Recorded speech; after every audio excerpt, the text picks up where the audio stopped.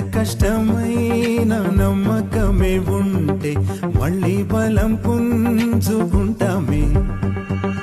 ఎదురొచ్చేది ఎవరంట, ధైర్యం ఉంటే నీ వెంట, శౌర్యం చూపి అడుగేద్దాం పదనేస్తాం.